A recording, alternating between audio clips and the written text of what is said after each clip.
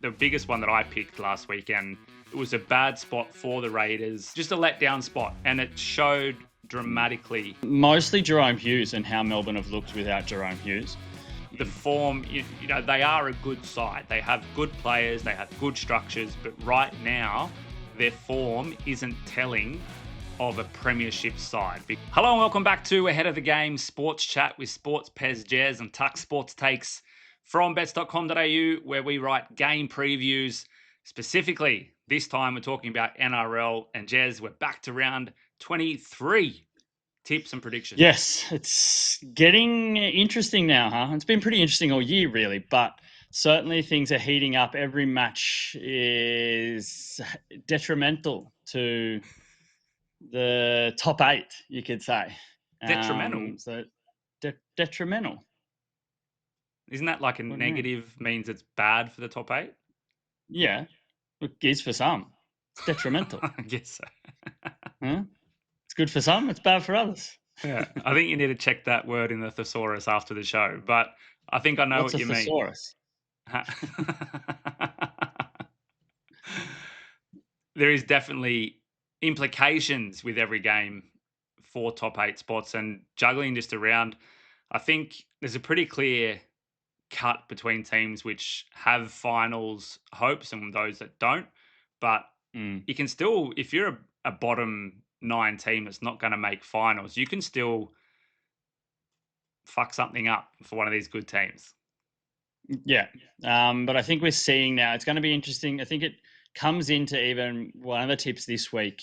I have definitely considered that this team has lost its chance, and therefore I have tipped against them this week. I think you got to take that a little bit into consideration now, because some teams have sort of that fighting spirit. Not saying that this team doesn't have the fighting spirit, but I think it's hard to come back, especially that first week when you've been knocked out, how you get up and play against a tough opponent. So, yeah, it makes tipping in this final run home, I don't know, a little bit tougher, I think, when you've got those teams that are on the cusp, because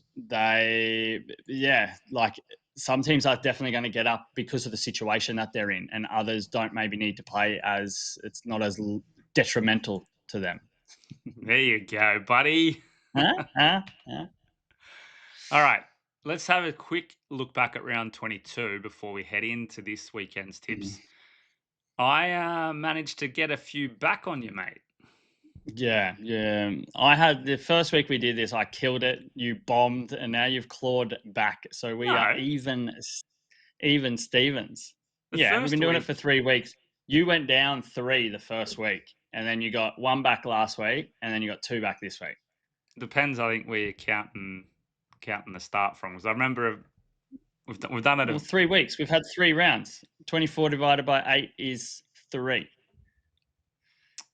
Yeah, okay. Maybe it was the earlier episodes that we didn't put onto this count. Yeah, exactly. But it was a new start. It was a clean slate.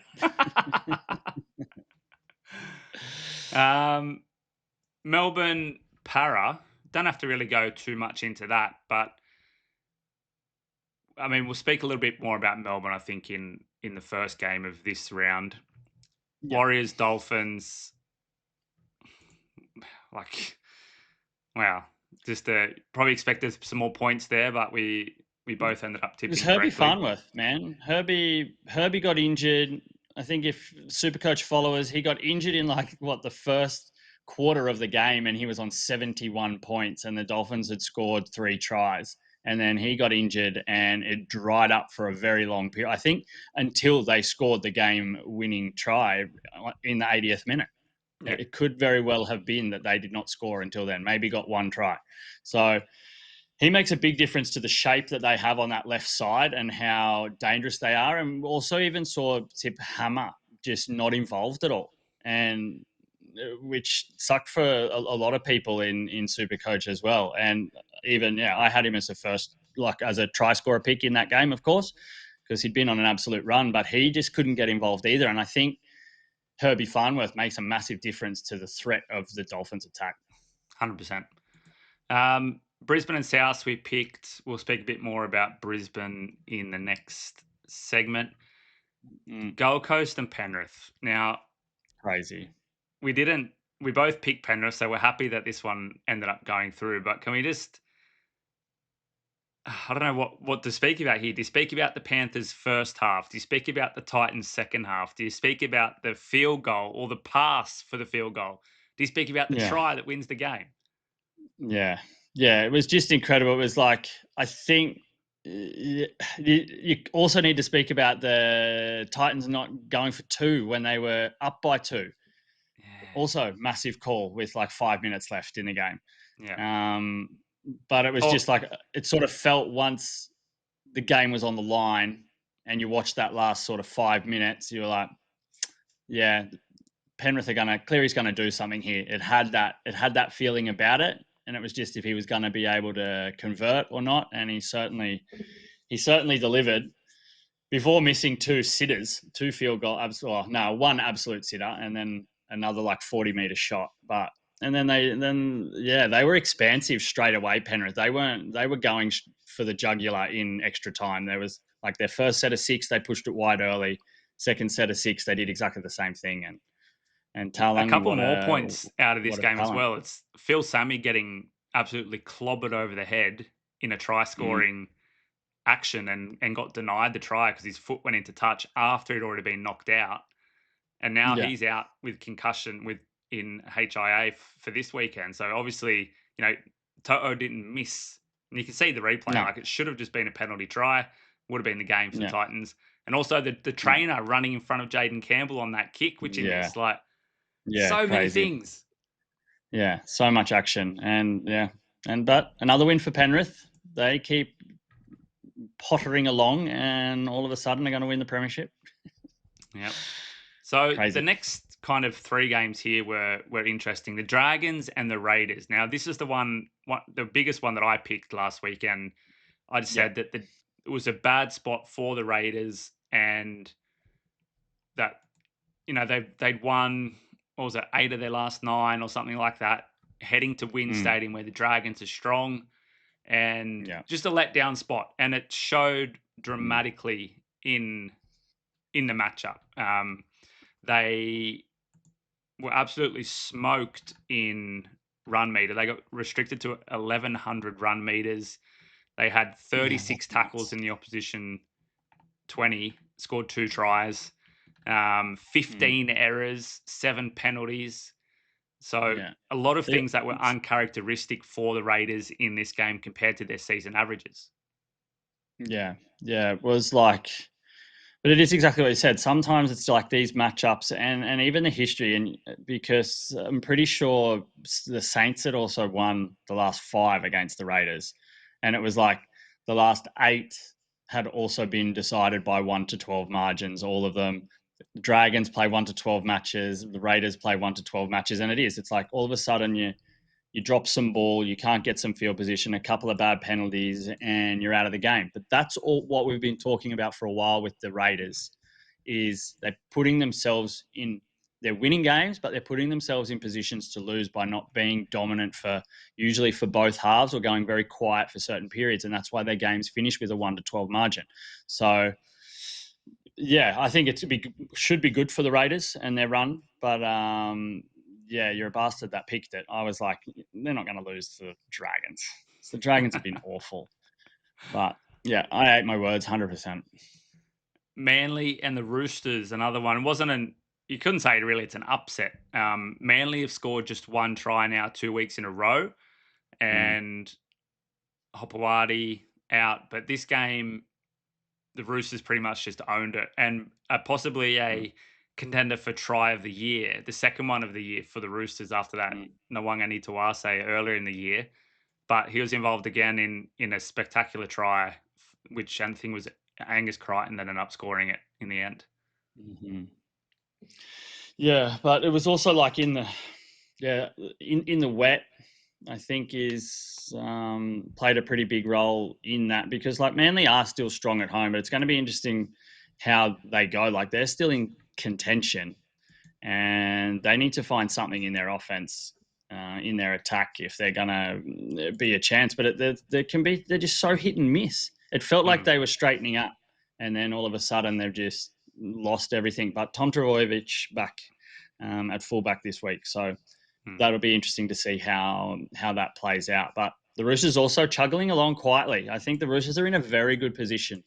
Like, besides obviously fighting for their spot for the 8, but I think they're racking up some pretty decent wins. And now if they're getting their side settled, they had some injuries there where they started to lose a few games, and I think they're a little bit of a dark horse to at least cause some trouble there, and they should slip into the 8.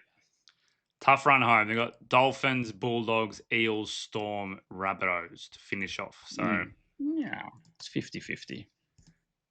The Bulldogs manhandled by West's Tigers, and this is a bit of a revenge game, I think, for the Tigers around the Lockie Galvin stuff, and also extremely wet. It's funny, like when we do the cheat sheets earlier in the week, get them out there, you go onto the NRL website and look at the conditions, and all that just says fine or good. But you look at these games on the weekend, it was far from good and fine. Yeah, we might have to get the radar out and do some of our own weather digging and diving, because it was crazy on Saturday. Or Saturday? This was a Sunday game, but it was, I think, Sunday, still there from Saturday. Yeah. So but I wrote interesting game, interesting about result. This one that Adam Dewey just completely took over the game in the first half. He was everywhere, doing everything, scoring tries, kicking goals, setting up, and just in the halfback role, where we've spoken about it previously, that maybe his spot is in the halves. It's not a lock or a centre. Yeah, he definitely made a difference for them. Like, he was the danger. I'm trying to think exactly what game it was, but it was probably like 2 or 3 games ago where he started sort of in the centres and someone got injured and he moved into the halves, and the whole West Tigers attack just flipped, and they all of a sudden looked from like not getting even close to the line to being a threat inside 20, and that's what like they've struggled with. And I think definitely he's a key to their attack. And I don't know, like I think you said there was a contract tabled for him to go elsewhere, but I think the Tigers need to be smart. And if he stays on the field, like Dewey's always been a talent, and he's just struggled to stay on the field with different injuries. So I think if he stays on the field, he is a premium player for sure. Well, apparently the Tigers have re-upped their offer to him now. I think it was like 350 over or 750 over per year over 2 years, something like that. Got a tweet about it yesterday. Anyway, Cronulla, North Queensland, not really much to write home about there. We both picked the Sharks to win. Let's get into round 23, and the first game, it's the Storm hosting the Broncos. I've picked the Storm, you've picked the Broncos. And now I did my tips, I just have to say this, did my tips before I wrote this article. And during the time I wrote the article and looked at stats and had a proper analysis of it, I think Brisbane are going to win this game. But just to make things interesting, I'll keep my tip on Melbourne and hope for the best, because the projected scoreline is a pretty big one. But what was your reasoning a little bit to go behind, take the underdog in this one? Mostly Jerome Hughes and how Melbourne have looked without Jerome Hughes. He obviously got injured a couple of weeks ago, and then they just looked really stale last week. Obviously, almost going down to para. And I think Broncos are also they're a confidence team. They had sort of no confidence. They lost to para, and then they come out and absolutely smash South last week. And I think that gives them a new dimension coming into this game. I think this is almost like a Queensland rivalry match, it feels like a lot of the time, because of how it used to be in Melbourne. I think where a lot of the Queenslanders played for Melbourne, a lot of Queenslanders played for Brisbane. So you get this sort of tough clash, and you know that Brisbane are going to get up for that. The only thing that does worry me is Melbourne on Thursday nights. They have an incredible record on Thursday nights, and they're also at home, which Melbourne are phenomenal at Amy Park, but they did lose to Manly, I think, last time out. which probably makes it more likely that they will win this match because it's hard to see them go down twice at Amy Park in a row.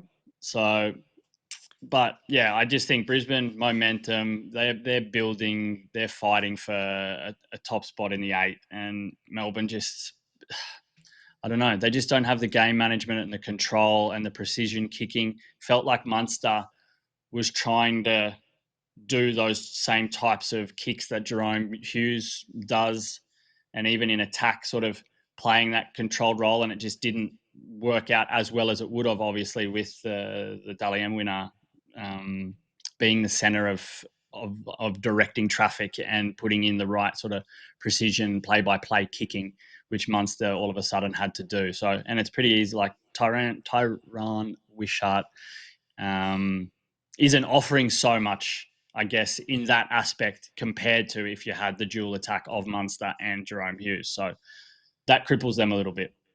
Yeah. So to a few of your points there, which you'll get all of these stats in the cheat sheet. You have a look in the link in the description. You'll head over to bets.com.au NRL site, and in each game preview you can find the cheat sheet. So they'll be there in each game preview. The Storm are 28-7 since 2019 on Thursday night games, but Brisbane aren't that far off, 25-10. So they have also a pretty good Thursday record. The Storm are currently third in the league in home records, 7 wins, 2 losses. Brisbane are 4-5, 4 wins, 5 losses away from home. That's 8th in the league in away record. The other thing that I thought about here in this game, Jez, and it's Melbourne's defense. They are the best defensive team for opposition points at home this year. And they're also the best team at scoring points at home. Now, obviously, that's Jerome Hughes being a big part of that. But the defense, second in opposition run meters, third in opposition line breaks. I think the defense still could do enough to stop Brisbane's attack, which means Melbourne don't need to score, a big bunch of points to be able to win. And you look at Brisbane's record against, pretty good defensive teams this season, and they haven't scored a lot of points. There was one game, I think it was against Canterbury early in the season, where they ended up scoring 42 points. And then it was a game against Cronulla, 34 points. But otherwise, they've been kept to pretty low totals against defensive teams. 8 points against Penrith. They scored only 14 against South earlier in the year. 22 the last time around against Canterbury. So 20 against Penrith, Parramatta just 2 weeks ago. So I think Melbourne's defense could get them across the line. No. Well, it's certainly going to be interesting, but I don't see Melbourne putting up 32 points if we're looking at the projected score. I just see they found it tough last week to score. So we could be seeing an underplay here, really. That's the pick that I've gone through on the article. Okay. Game 2, Penrith crazy travelling to the Knights. I can't believe, the predicted total on this one. Obviously, now our predictive modelling takes into account a large range of information, and if you probably did it just over the last 3 weeks, this number would be completely different. But that's the thing with numbers and data. You've got to take in a large data set to be able to work out the kinks so you don't getting too weighted. But we're both in agreement that the Panthers should win this one. Just curious to hear what you think, a possible total score or what the game total scores could end up here. Yeah, I don't see even Newcastle scoring 16 points. I think what we saw on the weekend with the Gold Coast was a sin bin and 3 tries in the second half, which obviously affected that scoreline. Don't see Penrith struggling like that again. The one thing that maybe does worry me is Yo is going to be out, and he's the centerpiece of their forward pack, obviously, and he's also an extremely important link in their attack, which we've seen, develop in his game, where he's becoming definitely like a roaming lock. So I don't know. I still don't. If I'm going to give a scoreline, I would probably say, yeah, Newcastle might score a couple of tries, so that goes down to 12. And I just see with Cleary in the mood that he's in at the moment, no, it's up in Newcastle, but we should see Penrith score at least sort of 22, 24 points, I would suspect. Yeah, but I think it is definitely going to be a very strong defensive game. We know both of these teams are good defensively. We have seen Newcastle slip a little bit over the last few weeks, I believe, just off the top of my head. So, yeah, I see it sort of shifting maybe 4 to 6 points both ways. A couple of stats quickly out of this one. Penrith have a 9-1-1 record over Newcastle since 2019. They're the best defensive team over the last 5 games. Averages 10.8 points to their opponents over the last 5 games. So pretty tough defense. And they're also scoring 27 points a game over that last 5 game period. That's 4th best in the league. So they are starting to peak at the right time. Newcastle's defense, which has held them pretty much in contention for a large portion of the season, considering they couldn't score points, letting in 27.6 points per game over their last 5. That's down in 14th ranked in the league. And I think they're switching their halves again. Jake Arthur coming in to halfback. They just still cannot land on a halves combination, and I think it's just so detrimental to the team. Yeah, absolutely. The attack has been stale, and I don't know. They just pack up now and focus a little bit, I think, on what's going to happen next year when Dylan Brown gets up there. So I think they'll just try blood a few people. They know their season was long gone for a while now, so I don't think you can expect so much from them. Next game on the Premier Friday night game is the Canberra Raiders hosting Manly. Both of us have gone Canberra here. A bit of a bounce back game. Probably not too much to get into here, or what do you feel? No, not really. I think it is as simple as that. Manly's off the rails. Canberra back at home need a good performance, and you would expect Sticky will make sure that happens. I think the loss for Canberra was probably the best thing for them, and probably happening at the right time with the right amount of rounds left. Now they can go on another little run and try and be better at putting away teams. And I think that's what they need to do in this game.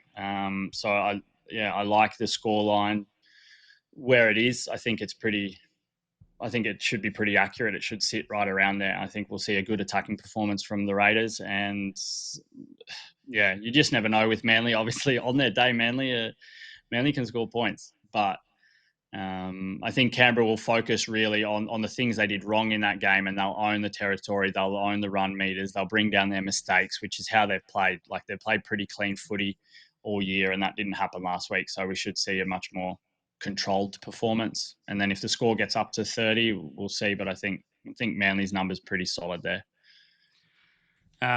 Both of these teams have gone over the game total in the last 5 of their matches. I want to keep an eye on there. Canberra 10-3 against bottom 9 teams. This current bottom 9 teams this season. And some try scoring stuff. Canberra have scored the first try in 5 of the last 6 games, and Tolucola scored in 4 of the last 5 games for Manly. So a bit to work out there. Also, just noticed, just to throw a spanner in, Manly have won the last 2 at GIO by very considerable margins. What was it? The last time they played was in 2024. They won 46-24. And then the corresponding match in 2023, 42-14. So that's one to keep an eye on, just to make it a little bit tougher to tip, but not tipping against the Raiders. Dragons. This is interesting. To beat the Sharks by 2 points. This one is at Jubilee. I had a look at this game and I thought, can the Dragons go 2 in a row? But I think if it was at Wynn Stadium, I'm going Dragons again, like last week. But I don't think they're as strong at Jubilee, and I just think this matchup works more favourably for Cronulla. Yeah, the Sharks have won 10 in a row in the Shire Derby as well. So they certainly have a dominance over them. They're also building towards the finals. And the biggest thing with St. George over the past few years is they've been able to win games, but they haven't been able to win 2 in a row. Like, string together massive performances has been extremely tough for the Dragons to do. So that's pretty much the reason why I see. Like, it's crazy that the numbers have thrown out. We've had a couple of games this week that have been a little bit unexpected in projected score. So, I think it is taking into account the strength of teams and how the top 8 has been so tight and how things are moving at the moment. I think it's been really, really tough to work out what the actual strength of schedule has been. So I think now that it's starting to form and it's been pretty sort of solid there, especially in the top 4 for a while now. I think that's maybe why some of these totals are getting a little bit tough. The Sharks rank like top 5 in a bunch of different statistics where the Dragons rank bottom 5. So we've got like 3, 6, there's 8 different stats where the matchups are extremely favourable for Cronulla. So I just think, as you said, that they're going to be up and about in this one. And I just can't see St. George doing enough to repel the attack, even if Cronulla have struggled at times with that this season. Dragons conceded first try in 3 of the last 4. Cronulla have scored the first try in 3 of the last 4. So a bit of try scoring stuff for you there. There was also one other thing that I wanted to point out. The Sharks are 10-5 straight up as the favourite so far this season. Dragons are 4-10 as the underdog. So, I mean, Dragons are more often than not underdogs this season, but just gives you a bit of an insight to where they stand in terms of those things. And Sharks are 10-2 against the bottom 9 teams. So, yeah, which has always been a strength of the Sharks. Yeah, flat track bullies. Yeah. Here we go. Difference of opinion. Split one. I'm going against my Roosters, and you're backing them in. Pretty big discrepancy in projected scoreline here, with the Dolphins expected to once again go over 30 points. Kind of based a little bit on what you spoke about earlier with Herbie Farnworth, I'm a little bit hesitant in this one because the attack did dry up considerably once he left the field, and he's so important to the team in terms of just momentum, what he brings and the runs he makes on the outside, and his defense as well is great. Yeah. So is that kind of a main reason you're going for the Roosters? Yeah, definitely. I was just shocked. They were 2 completely different sides last week when Herbie went out. And yeah, like I mentioned earlier, it's what it also does with Hamiso, because he just sort of struggled to get involved, and that scares me as well. Like they couldn't unlock him. They couldn't do anything about it. And it just failed to fire. And like I said, I feel that the Roosters, like, they had a couple of losses against Melbourne and Cronulla, but I think that had a lot to do with their halves. And now you've got Savala back. I think they're settling in there now, also with Walker coming back into the frame. I think you're going to see that their attack, it just gets better and better. And yeah, it's more about what the Roosters can do on defense, because sometimes you feel like, wow, they're the best defensive team in the comp, and then sometimes they just open the floodgates to the opposition. So, yeah, like this is a worry, and I guess that's obviously why it's a split game, because I think we both agree it can definitely go either way, and it definitely is going to depend on the momentum of the game. But I feel that there's so much riding on this when it comes to top 8 implications, and I feel that the Roosters' experience in these situations where they've sort of been floating around here the last couple of years, where they've needed to win to get into the 8, and I think we should see them start playing a little bit better, a little bit more consistent in these last few rounds, and sneak in. But yeah, I'm not really basing it so much on anything more than that. That I just expect the Roosters to be more mature and experienced, and the lack of attack in the Dolphins is gonna, which they've needed to win a lot of their games. They just, when they've got the ball in their hands and they're scoring heaps of points, I think we've always said their best defense is their attack because they have their ball in the hand and they score tries. But I think if the territory and the possession evens out a little bit, I think it's going to be a much tighter game, and then the Roosters' experience will get them up in this one.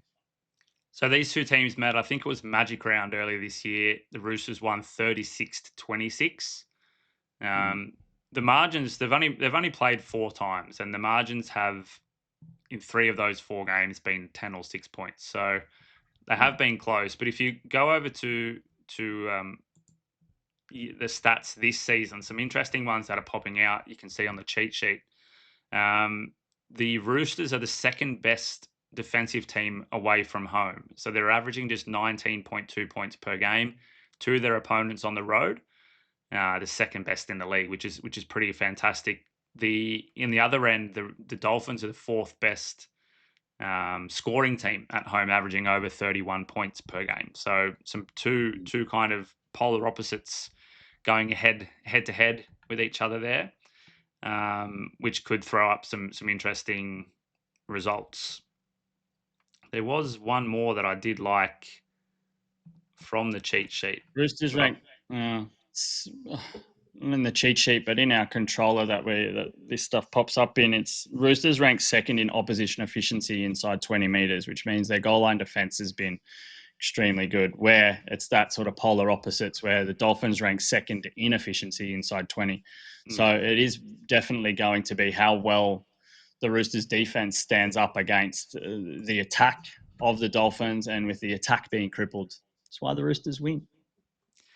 This was the one. All of the Dolphins' home losses this year have been 1-12. All of their wins have been 13 plus.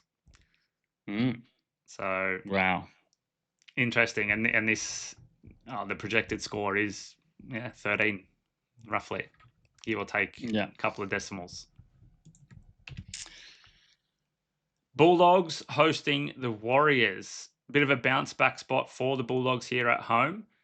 The Warriors still haven't really fired since Tanner Boyd come on board. What are your thoughts here, mate? Yeah, it's definitely a bounce back for the Bulldogs, and exactly like you said, Warriors just haven't been, since their injuries, they haven't really been the team that they were.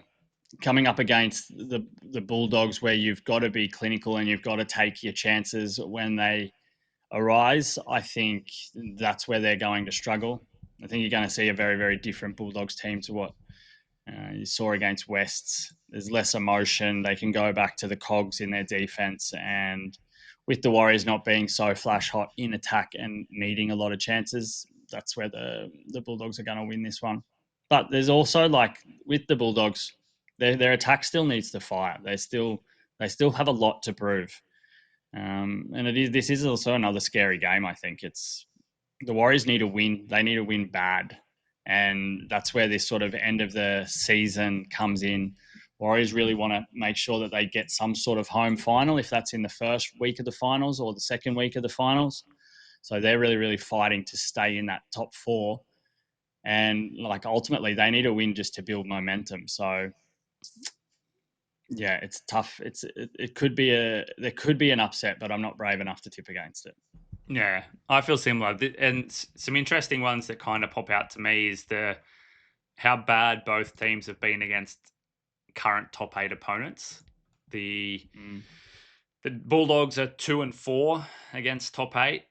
The Warriors are 3-6. So none of them have shown against quality opponents that they are any chop. And to your point about the attack, the Bulldogs' attack has changed significantly since they put Galvin in, and it's more of an ad hoc style of play now until they get things settled. And you're just kind of going and waiting until that happens, because it could take 4-6 weeks more for it to settle in. And until then, it's going to be just kind of throw shit at the wall and see what sticks a little bit for them. And it could be a hit and miss depending on on who their opponent is, because if it's a short margin of error, or there's a low scoring game because the defense is so good, then that one pass or one decision could affect the outcome of the game. Yeah. Yeah, definitely. I think it's interesting though, just when you were bringing up the top 8 stats, that Canterbury have only played 6 top 8 teams all year. Like that's not a lot, but sort of going through, Melbourne Storm have also only played 6 top 8 teams, and same with Penrith. So they're like the least of any team playing against top 8 sides. So you think that has to even up with I think Canterbury have a fairly tough run home, don't they? And same with Penrith as well, right? So I remember you said about Penrith the other week, but I said they had a pretty easy so run bad. home. The Bulldogs have Warriors, Roosters, Storm, Panthers, Sharks. So all top 8 or potential top 8 teams for the run home. And Penrith have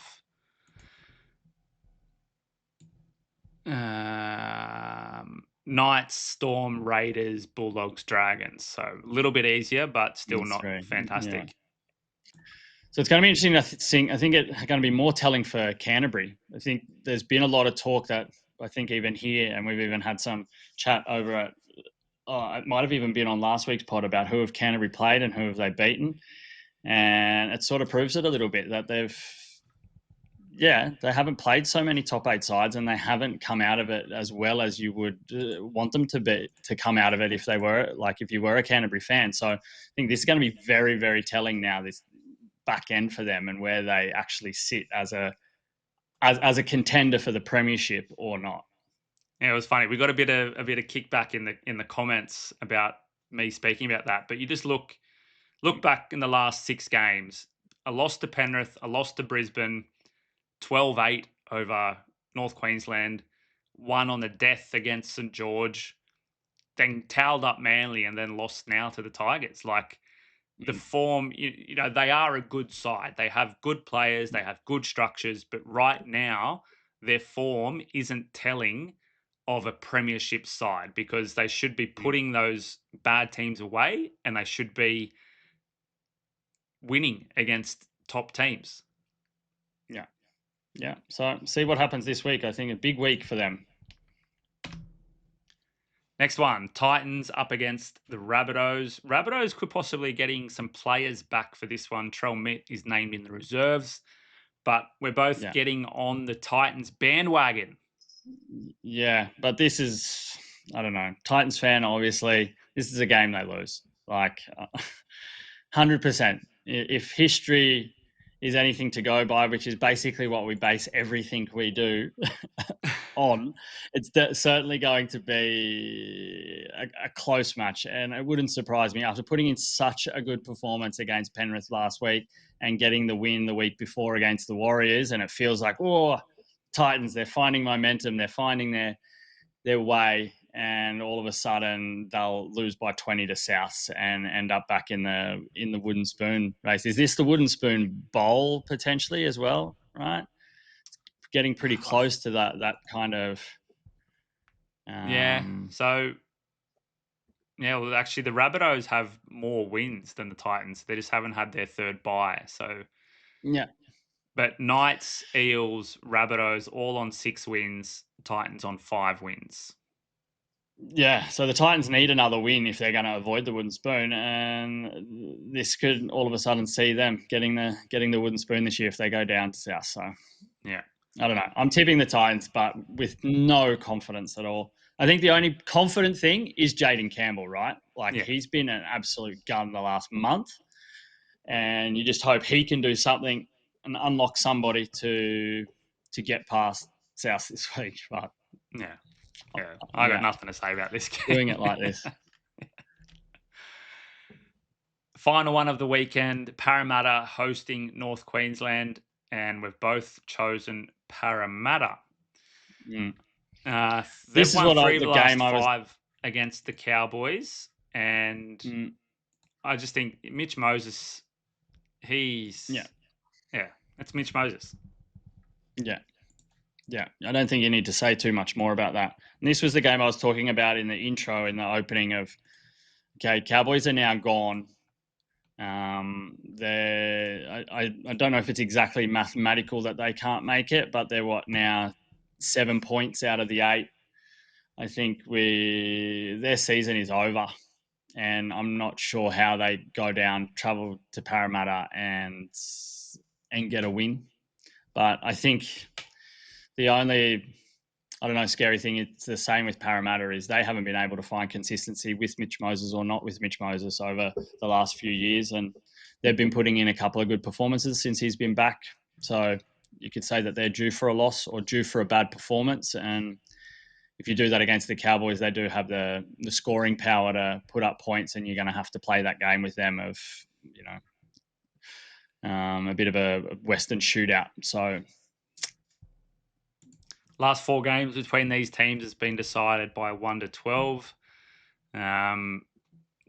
This defensive stats are the ones that come up here, is how bad both teams are defensively on the season. So there's not a lot to kind of break down, but but with that, Parramatta, they don't have to be as defensively good when you've got Mitch Moses in your team, because he's so good at controlling the game and making sure that they're at least playing the game in the right end of the field.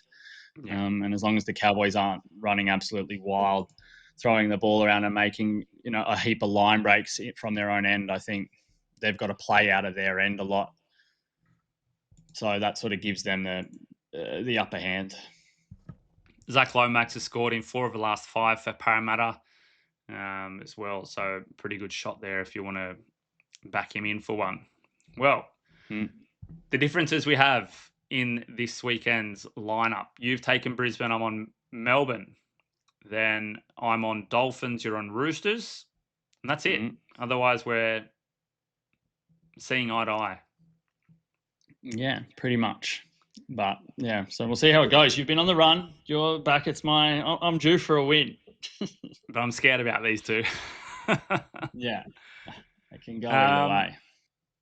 Let's just revisit quickly some try scoring stuff, because there's one I want to really pull out. But first up, we said Broncos conceded first try in 3 of the last 4. Billy Walters has scored in 3 of the last 4. Knights have conceded the first try in 3 of the last 4 games as well. So they're letting in tries. Then you got Dylan Edwards scored in 3 straight. Casey McLean scored in 3 straight. Thomas Jenkins scored in 3 of the last 4. And they've scored the first try in 3 straight as well. So Panthers looking really good there. Canberra scored first try in 5 of the last 6. So they get across early. Tolu Kola has scored in 4 of the last 5 games for Manly. Tyrell Sloan is getting across the line at a high rate, 3 of the last 4 for St. George, but they've also conceded the first try in the last few games. Daniel Tupou, we keep speaking about him over the weekend, just how he keeps being brilliant on the wing for the Roosters. He's scored in 4 of the last 5 games for them. Yeah, he's an absolute gun. It's like he's just been unlocked again, and you can't stop it. He's there. He's one of him and Xavier Coates, Zach Lomax, best aerial targets in the league. Now, the one I wanted to come to, Leka Halasima, he's scored in 5 straight games, it would seem, for New Zealand, and in 7 of the last 8. And then he also had 3 tries earlier in the year. So the dude is a try-scoring machine. Yeah. What a find, what a talent that's just come out of nowhere this year. And he's playing 80 minutes as well in the second row. So, fantastic. Jez is frozen, I guess we're wrapping. There we go. Now he's back. Yeah. He's changing the game for them. You see when he's got the ball, he's making massive runs. He's not just all about that one try that he scored where he ended up on every newspaper, but he's the real deal for sure. All right, Jez, anything more to add before we wrap things up?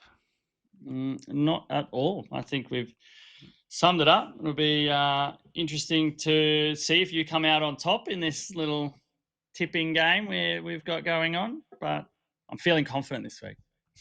Very good. Send us home. Don't forget to find and follow us on our socials at SportsPesJez and at Tuck Sports Takes, and head over to bet.com.au for all of our predictions and tips and the cheat sheet, the stats that we use to create all of the predictions that we make over on the website. And stay with us and stay ahead of the game.